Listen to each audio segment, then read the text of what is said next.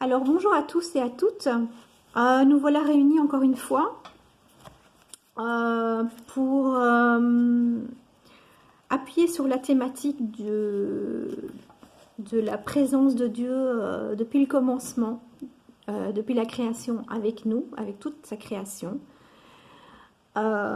Et que Dieu ne nous abandonne jamais. Il a envoyé son fils Jésus, qui est souvent représenté comme un pasteur, un bon berger, qui ferait tout pour partir à la recherche de la brebis égarée. Nous allons voir cela dans l'évangile selon saint Matthieu 18, les versets 11 à 14. Alors, évangile selon saint Matthieu. Gloire à toi, Seigneur. Le Fils de l'homme est venu sauver ce qui était perdu. Qu'en pensez-vous?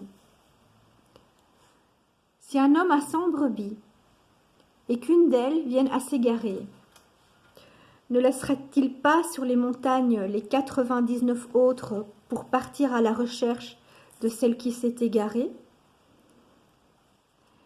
Et s'il lui arrive de la trouver, je vous le dis, en vérité, il y a plus de joie que des 99 autres qui ne se sont pas égarés. Pareillement, c'est la volonté de votre Père qui est dans les cieux que pas un seul de ces petits ne se perde. Louange à toi, Seigneur Jésus. Alors, qu'est-ce qu'on voit ici? C'est que Dieu est prêt à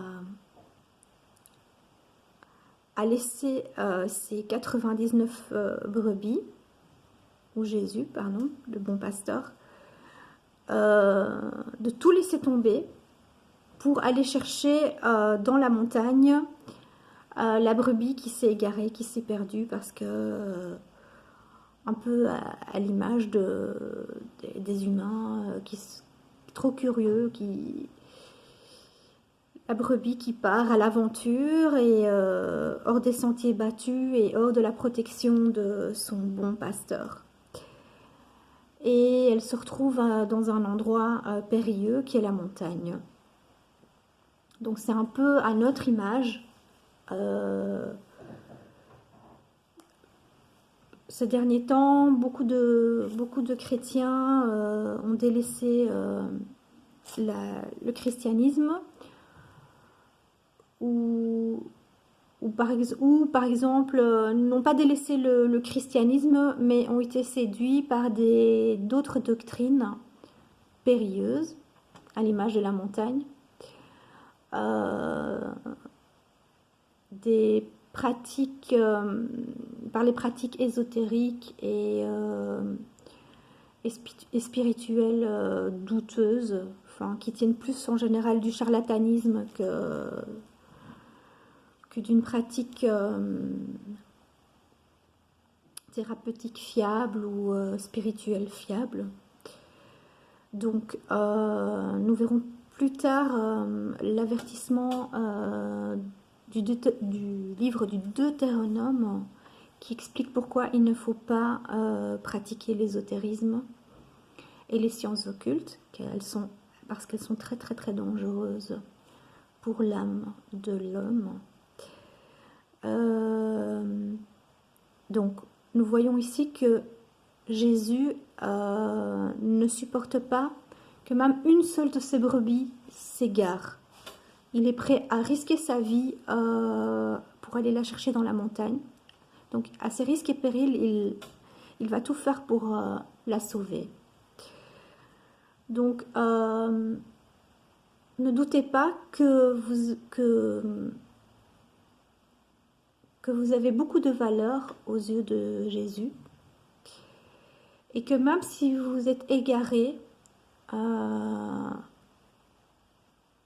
n'est pas trop tard d'accepter l'aide de Dieu, de Jésus.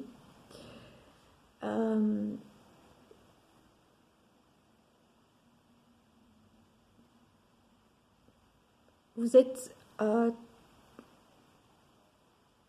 important. Donc, c'est pas le... On va pas mettre en balance une brebis contre 99 autres. Jésus ne se dit pas, oh, soit, ce n'était qu'une brebis, j'en ai encore 99 ou 99 autres. Peu importe. Non, c'est pas comme ça que Jésus réfléchit. Chaque être, chaque âme est importante à ses yeux et vaut la peine d'être sauvée. Donc, il est important, si vous avez touché à ces pratiques, de le reconnaître, de demander pardon à Dieu pour vos erreurs. Il ne va pas vous juger. Enfin, je ne suis pas ici dans le jugement.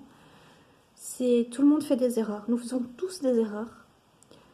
Nous sommes parfois comme des enfants, touche à tout et curieux.